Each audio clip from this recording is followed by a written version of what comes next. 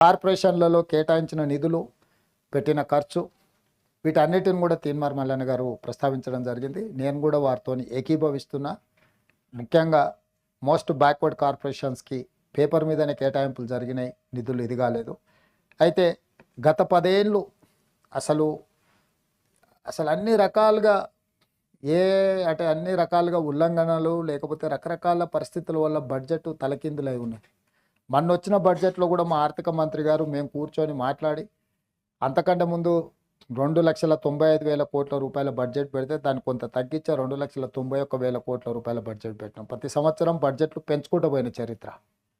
కానీ మొదటిసారి మేము ప్రవేశపెట్టిన పూర్తి స్థాయి బడ్జెట్లో కొంత తగ్గించే పెట్టినాం.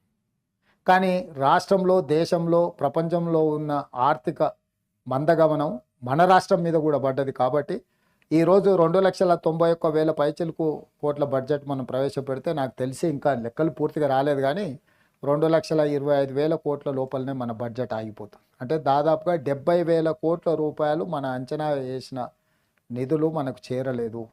ఈ 70,000 కోట్ల రూపాయలు కేటాయించిన ప్రతి దాంట్లో కొంత కోతలు విధించాలి. ఇంతకుముందు ఏవిఎన్ రెడ్డి గారు చెప్పాను, 6,500 కోట్లు నేను తినకపోయిన జీతభత్యాలు, పెన్షన్లు ప్రభుత్వ ఉద్యోగస్తులకు ఇవ్వాల్సిందే. 13 లక్షల పైచిలకు ఉద్యోగస్తులు ఉన్నారు, రెగ్యులర్, కాంట్రాక్ట్, అవుట్సోర్సింగ్. ఈ ప్రభుత్వం నుంచి ప్రతి నెల జీతాలు ఇవ్వాల్సిన వాళ్ళు 13 లక్షల పైచిలకు ఉన్నారు అధ్యక్ష. అదేవిధంగా ఇప్పుడు నేను అప్పుల లెక్కలని చెప్పిన దానికి యావరేజ్గా 6,500 కోట్ల రూపాయలు ఎవ్రీ మంత్ నేను అన్నం తినకపోయినా ఉపవాసం పడుకున్నా వాళ్ళకి కట్టాల్సి.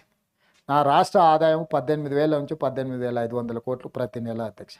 ఇక మిగిలింది నాకు 5,000 నుంచి 500 కోట్లే. వారు రోజుకు 18 గంటలు ఈ మనం సర్కస్లో ఒక బాల్ ఎప్పుడు పడకుండా 3 బాళ్ళు పెట్టి ఎగరేస్తూనే నడుపుతూ ఉంటారు కదా అధ్యక్ష, ఒక్కొక్కసారి ఒక్కొక్క బాల్ను చేతిలో పట్టుకున్నట్టు.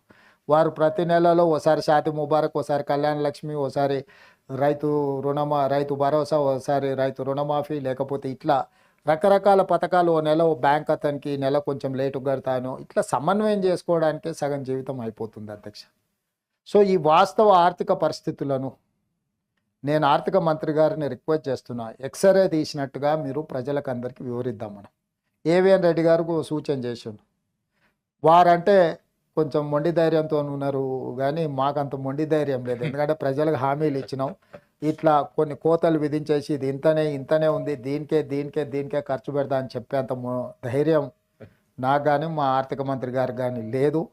వీలైనంత మేరకు చెయ్యాలనేది సంక్షేమాన్ని అమలు చేసుకుంటూ అభివృద్ధి కార్యక్రమాలను కేంద్ర ప్రభుత్వ సహకారంతో ముందుకు వెళ్తూ తెచ్చిన అప్పులను కూడా సవరించుకొని మిత్తిలను తగ్గించుకొని దీన్ని ఏ రకంగా సమన్వయం చేసుకుంటూ వెళ్ళాలనో ముందుకెళ్ళే ప్రయత్నం చేస్తున్నాము.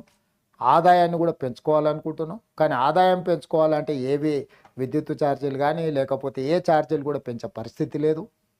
మరి ఎక్కడైతే లీకేజీలు ఉన్నాయో, జిఎస్టీలో కావచ్చు, ఎక్సైజ్ కావచ్చు, శాండ్ కావచ్చు, లేకపోతే ఇతర ఆదాయాలు ఏవైతే ఉన్నాయో ఇంతకుముందు కొల్లగొట్టిన వాటిని నియంత్రించి దాన్ని మెయిన్ స్ట్రీమ్లోకి ఇన్కమ్గా మార్చుకొని ఆ ఆదాయాన్ని పెంచడం ద్వారా ఇవన్నిటిని అమలు చేయాలనుకుంటున్నాం. ఎస్, డెఫినెట్గా పద్దులలో మల్లన్న గారు ఏదైతే అంశాలు లేవనైతారో ఈచ్ కార్పొరేషన్, ఈచ్ సామాజిక వర్గం పట్ల వారు పూర్తి స్థాయిలో ఎక్సర్సైజ్ చేసిండ్రు. వారికి కూడా నా సూచన, ఆర్థిక మంత్రి గారితో ఒకసారి కూర్చొని ఆ వివరాలు అందించండి. రేపు ఇట్లాంటి తప్పిదాలు జరగకుండా ప్రజలకు ఏం చేయగలమో వివరిద్దాం. ఒకవేళ ఏదైనా పరిస్థితి ఉంటే ప్రజలను 1 సంవత్సరం 2 సంవత్సరాలు వాయిదా కోరదాం. మనం విధిలేని ఖర్చు ఎందుందో విద్యాశాఖ కూడా 21,000 కోట్లు కేటాయించడం పోయినసారి, 8% రఫ్లీ 15% వరకు నిధులను పెంచి ఇది ఖర్చు కాదు పెట్టుబడి, భవిష్యత్తు కోసం పెడుతున్న పెట్టుబడి అని చెప్పి వాటిని కూడా పెంచాలనుకుంటాం. ప్రాధాన్యతలు మనం చర్చించి నిర్ణయించుకుందాం. మేము స్పష్టంగా మీ అందరి ముందరనే పెట్టి మీ ఆలోచన తీసుకుంటాం. అదేవిధంగా ఆనాడు దామోదర్ రాజనరసింహ గారు, బట్టి విక్రమార్క గారు ఆనాడు SC/ST సప్లాయిని తీసుకొచ్చారు, చట్టాన్ని చేసి చట్టబద్ధత కల్పించారు. కాబట్టి ఈరోజు ఆ వర్గాలకు న్యాయం జరుగుతుంది. బీసీ సప్లాయిని కూడా చేయాలన్నదే నా ఆలోచన. దాన్ని కూడా మనం సమీకరించుకుందాం, చర్చించుకుందాం. వాళ్ళకు న్యాయం జరగాలి. ఇన్ని రోజులు జరిగిన అన్యాయాన్ని, నష్టాన్ని పూడ్చడానికి ఏ రకంగా మనం చట్టబద్ధత కల్పించి మన చిత్తశుద్ధితో నిరూపించుకోవాలో మన ప్రభుత్వం తప్పకుండా ముందుకు వెళ్తుంది. ఈ విషయాలన్నిటిని కూడా దృష్టిలో పెట్టుకుంటాం. కేసులకు సంబంధించి మహేష్ గౌడ్ గారు ప్రస్తావించారు. ఈ కేసులు మనం ఆషామాషి ఇక్కడ చర్చించేదన్న నిర్ణయం తీసుకున్న కోర్టులు గతంలో కొట్టేసినాయి. గతంలో చంద్రబాబు నాయుడు గారు ఉన్నప్పుడు తీసేసిన కేసులను రాజకీయ నేపథ్యంలో పెట్టిన కేసులు కాబట్టి కోర్టులకు వెళ్తే కొట్టేసారు. తర్వాత రాజశేఖర రెడ్డి గారు ముఖ్యమంత్రి ఉన్నప్పుడు కూడా కొన్ని కేసులు తీసేస్తే కోర్టులకు వెళ్తే కొట్టేసిండ్రు. ఈరోజు ముఖ్యమంత్రి ఉండి నేను కూడా నిన్నమన్న కోర్టులో పోయి నా మీద రాజకీయ కక్షతో పెట్టిన కేసులైనా ముఖ్యమంత్రి హోదాలో కూడా నిన్నమన్న కోర్టుకు పోయి నించొని న్యాయస్థానాలను గౌరవించి ఆ కోర్టు కేసులను అన్నిటిని కూడా మనం చూస్తున్నాం. డెఫినెట్గా తీయగలిగిన కేసులు ఏమేమి ఉన్నాయో వాటిని పరిశీలిద్దాము. ఎందుకంటే మనం ఇక్కడ కూర్చొని తీసేసిన కోర్టులు ఆమోదిస్తలేవు. నేను అందుకోసమే వాటిని జాగ్రత్తగా గమనిస్తున్నా. వాటిని కొంత మనం పక్కాగా ప్రణాళిక చేసుకొని ముందుకెళ్తే తప్ప ఈ కేసులను తీయడానికి అవకాశం లేదు. కాబట్టి వాటిని ఎట్లా తీయాలి, ఏం చేయాలనేది ఓ రోజు సభలో చర్చించి అందరి సూచన మేరకు నిర్ణయం తీసుకుందాం. ఓయిల్ ఏదైనా విషయం వస్తే న్యాయస్థానాలలో ఏ విధంగా ఎదుర్కోవాలో ప్రభుత్వం మనం అందరం కలిసి ఎదుర్కొందాం. రాజకీయ కక్షా సాధింపులో భాగంగా ఏవైతే పెట్టినరో వాటిని తీసేద్దాం. అదేవిధంగా ఉద్యోగాల డిఏలు కానీ రిటైర్మెంట్ బెనిఫిట్స్ గురించి ప్రస్తావించారు. అధ్యక్ష, 8,000 కోట్ల రూపాయలు బకాయిలు ఉన్న ప్రభుత్వ ఉద్యోగుల యొక్క బెనిఫిట్స్, డిఏలు, ఇతర డిఏలు కాదు అసలు బెనిఫిట్స్ రిటైర్ అయిపోయిన వాళ్ళకు వారు మాకు ఇచ్చిపోయిన నజరాన ఇప్పుడు మేము నెలకు 200 నుంచి 300 కోట్లు వాళ్ళకి ఇవ్వగలుగుతున్నాం. 1000 కోట్లు నెలకి ఇచ్చుకుంటూ పోతే కూడా సంవత్సరం పడుతుంది వాళ్ళ బకాయిలు తీర్చడానికి. వారు ఈ బకాయిలు ఎగ్గొట్టేదానికి 58 ఏళ్ళు ఉన్న రిటైర్మెంట్ వయసును 61 ఏళ్ళకి పెంచండి, ఇవన్నీ ఇవ్వాల్సి వస్తుందని. ఇప్పుడు ఆ 61 ఏళ్ళు పూర్తి అయిపోయినాయి, అందరు రిటైర్ అయిపోతారు. ఒక చిన్న అటెండరు ప్రభుత్వ ఉద్యోగి రిటైర్ అయితే మినిమం 50 లక్షలు ఇవ్వాల్సి వస్తుంది అధ్యక్ష. ఓ స్థాయి ఉన్న ఉద్యోగి రిటైర్ అయితే 1,12,00,000. మొన్న మా ఆర్థిక శాఖతో ఏదో సమీక్షిస్తూ ఒక ప్రభుత్వ ఉద్యోగి రిటైర్ అయితే ఎంత పడుతుంది ఆ భారం అంటే, అటెండర్ స్థాయి ఉద్యోగి అయితే 50 లక్షలు పడుతుంది, కొంచెం స్థాయి ఉన్న ఉద్యోగి అయితే 1,00,00,000 నుంచి 1,15,00,000 పడుతుంది సార్ అంటారు. వేలాది మంది ఉద్యోగులు ఈ 3 ఏళ్ళు పెంచడం వల్ల 3 ఏళ్ళు పూర్తి అయిపోయి ఇప్పుడు రిటైర్మెంట్ బాటన పడుతున్నారు. 8,000 కోట్లు రిటైర్డ్ ఎంప్లాయీస్ యొక్క బెనిఫిట్సే మా దగ్గర పెండింగ్ ఉన్నాయి. దాన్ని కూడా కొత్త బడ్జెట్లో ఆర్థిక మంత్రి గారు నేను చర్చించుకున్నాం. ఒక పరిష్కారం చూపిస్తే ఎవరు ఎక్కడికి వెళ్ళాల్సిన పని లేకుండా వాళ్ళకి ఎప్పుడు ఇస్తే ఒక స్పష్టత ఇస్తాం. ఒక కార్యాచరణ చేసుకొని రిటైర్డ్ ఉద్యోగులకు కూడా ఒక నమ్మకం కలిగించి వాళ్ళు కూడా వాళ్ళ జీవితాన్ని ఒక ప్రణాళికబద్ధంగా నిర్వహించి ఈ ఫలానా నెల నా డబ్బులు వస్తాయంటే అతను ఎక్కడైనా సర్దుకోవడమో చెప్పుకోవడమో ఇచ్చుకునే వాళ్ళకు కూడా తారీఖు చెప్పుకోవడానికి ఉంటుంది. క్లియర్గా వాళ్ళ సీనియారిటీ ప్రకారం ఏ రకంగా చేస్తామో సంవత్సరం తిరిగే లోపల 100% వాళ్ళ బకాయిలన్నీ చెల్లిస్తాను మాత్రం నేను చెప్పదలుచుకున్నాను అధ్యక్ష. ఓవర్ నైట్ 1 నెల 2 నెలల్లో చేస్తామని నేను చెప్పినా అది అబద్ధం. చెప్పడం వల్ల వాళ్ళు ఇంకా మరింత ఆందోళనకు గురై 2 నెలల తర్వాత రాకపోతే ఆందోళనకు గురై సెక్రటేరియట్ల చుట్టూ పర్యకారుల చుట్టూ తిరిగి అనవసరంగా వాళ్ళు ప్రయాసపడమే తప్ప 25 ఏప్రిల్ 1 నుంచి 26 మార్చి 31 లోపల సంవత్సరం తిరిగే లోపల ఫైనాన్షియల్ ఇయర్లో 100% రిటైర్డ్ ఉద్యోగుల బెనిఫిట్స్ అన్నిటిని కూడా ఇస్తాం. అదేవిధంగా మిత్రుడు డిఏల గురించి మాట్లాడిండు. ప్రతి నెల 1వ తారీఖు నాడు జీతాలు ఇవ్వడానికే తలప్రాణం తోకొస్తుంది. మా ప్రభుత్వ ఉద్యోగులకు నేను ఇక్కడ నుంచి విజ్ఞప్తి చేస్తున్నా, నెల 1వ తారీఖు నాడు జీతాలు తీసుకొని మనం ప్రభుత్వానికి కొంత సేవలు అందిద్దాము. కొంత సమయం పడుతుంది. ఈరోజు ఏమాత్రం ఏం చేసుకున్నా ఈ వ్యవస్థ కూడా దెబ్బతింటుంది. మన 1వ తారీఖు నాడు జీతాలు ఇవ్వడానికి రిజర్వ్ బ్యాంకు దగ్గర అప్పుడప్పుడు చేబదులు అంటారు కదా అధ్యక్ష, ఊర్లలో అంటాం కదా, బ్యాంకు లోను షూరిటీస్ కాకుండా చేబదులు మళ్ళీ ఇస్తాం. 4,000 కోట్ల రూపాయలు చేబదులు చేసి ఫస్ట్ నాడు జీతాలు ఇచ్చిన అధ్యక్ష. రిజర్వ్ బ్యాంకును ఇంకో 4-5 రోజులలో నీకు సర్దుతా నాకు వచ్చేదాన్ని బట్టి చేబదులు ఇవ్వని రిజర్వ్ బ్యాంకులో 4,000 కోట్ల రూపాయలు తీసుకొని ప్రభుత్వ ఉద్యోగులకు 1వ తారీఖు నాడు జీతాలు ఇచ్చిన అధ్యక్ష. అందుకే దయచేసి మా ప్రభుత్వ ఉద్యోగులకి ఈ ప్రభుత్వం మీది, అన్ని లెక్కలు మీ ముందరనే పెడతా. ఏది ఎట్లా పంచుదామో చెప్పండి, ఏది ఆపుదాం ఏది పంచుదాం. మీ లెజిటిమేట్ రైట్ డిఏలు కావచ్చు, కరువు భత్యం కావచ్చు, ఇవన్నీ మీ లెజిటిమేట్ రైటే. కానీ నిజమైన జీతభత్యాలు 1వ తారీఖు నాడు ఇవ్వడానికే నిస్సహాయ పరిస్థితి ఉంది. నిస్సహాయ పరిస్థితి ఉన్నప్పుడు అప్పుడప్పుడు మనకు జ్వరం వచ్చినప్పుడు పథ్యం పాటిస్తాం అధ్యక్ష. మీకు ఐడియా ఉంది కదా అధ్యక్ష.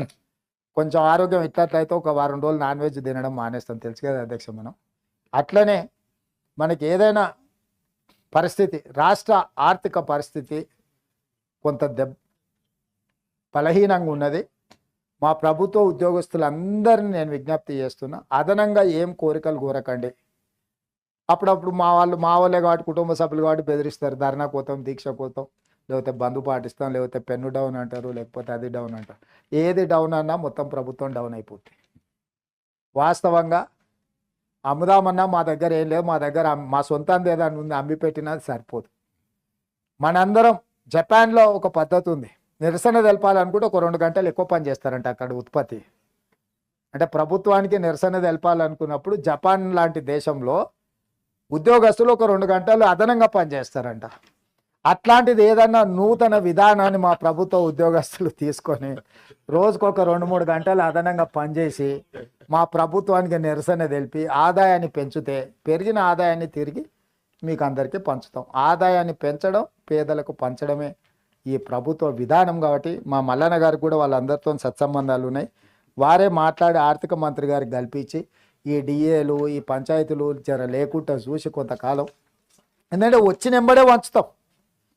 ఒకవేళ వస్తుందా లేదా అనే దానికి ప్రతిరోజు ఆ రిజర్వ్ బ్యాంకు అది లెక్క చూసేది కూడా మనోళ్ళకి ప్రతిరోజు పొద్దున్నే మీటర్ చూపి ఉప ముఖ్యమంత్రి గారు, ఎందుకని అంటే ఒకవేళ మనం చెప్తుంది నిజమా అబద్ధమా అని అనుమానం కూడా లేకుండా అన్ని వివరాలు వాళ్ళకి చూపించండి. ఎందుకంటే వీళ్ళందరూ సహకరిస్తేనే ప్రభుత్వం ముందుకెళ్తుంది అధ్యక్ష. కేంద్ర ప్రభుత్వాన్ని కూడా మేము పదే పదే కలుస్తున్నది అందుకే.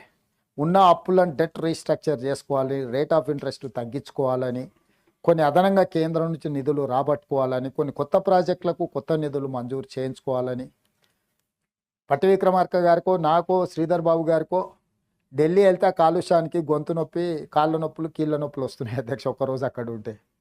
వీటన్నిటిని కూడా భరించుకుంటూ ఎందుకు పదే పదే ఢిల్లీ ప్రయాణం చేస్తున్నాం అంటే కేంద్ర ప్రభుత్వం కూడా సహకారం అందించాల్సిన అవసరం ఉంది, వాళ్ళతో సహకారం తీసుకోవాల్సిన అవసరం ఉన్నది అధ్యక్ష. మేము గత పాలకులిగిన हमें कुछ नहीं चाहिए आपके प्यार बस है यानी आप प्यारों का दीवाना नहीं है अध्यक्ष, हम पैसों का दीवाना है क्योंकि हम बहुत कुछ देने का है गरीब लोगों को, दलित आदिवासी महिला सब लोगों के लिए हम कुछ करना है, तो हमें प्यार के साथ साथ पैसे भी चाहिए। इसीलिए हम बार बार मोदी जी करने जा रहे हैं और बाकी के निर्मला सीतारामन जी सबको हम लोग मिल रहे हैं कि तेलंगाना तरक्की करना हमारा जिम्मेदारी है, इसीलिए हमारी जिम्मेदारी निभाने के लिए हम लोग कोशिश कर रहे हैं। దానికి పూర్తి స్థాయిలో సహకారం ఉండాలి. గవర్నర్ గారు వ్యవస్థలతోని మేము ఒక సత్సంబంధాలను పెట్టుకున్నాం. అటు న్యాయ వ్యవస్థ పట్ల, గవర్నర్ వ్యవస్థ పట్ల, కేంద్ర ప్రభుత్వం పట్ల, ఎన్నికల అధికారుల పట్ల, ఒక రాష్ట్ర ప్రభుత్వానికి సంస్థలతోని ఒక సత్సంబంధాలను ఏర్పరచుకొని ఒక మంచి పరిపాలన గుడ్ గవర్నెన్స్ ఇవ్వాలనుకుంటున్నాం. ఈరోజు గవర్నర్ గారి ప్రసంగంలో చాలా విషయాలు మంత్రివర్గ ఆమోదం మేరకు ప్రస్తావించారు. ఈ సభలో కూడా అర్థవంతమైన చర్చ జరిగింది. మనం ఈ సభను అక్కడికి తీసుకెళ్ళాలి, అక్కడ ప్రారంభించుకోవాలని పోయినసారి కూడా ఇక్కడ మాట ఇచ్చినాం. కొంత పనులు వెనక ముందు జరుగుతూ ఉన్నట్టు వాటిని పూర్తి చేసుకుంటే పక్కనే ఉంటుంది. వీలైనంత మేరకు ఈ సభలోకి నేను వచ్చి కూర్చుంటా. విద్యా విషయంలో కూడా చాలా ప్రతిపాదనలు వచ్చినాయి. ఇంతకుముందు తమ చేంబర్లో మాట్లాడినప్పుడు ఓ రోజు ప్రత్యేకమైన చర్చ పెట్టుకుందాం.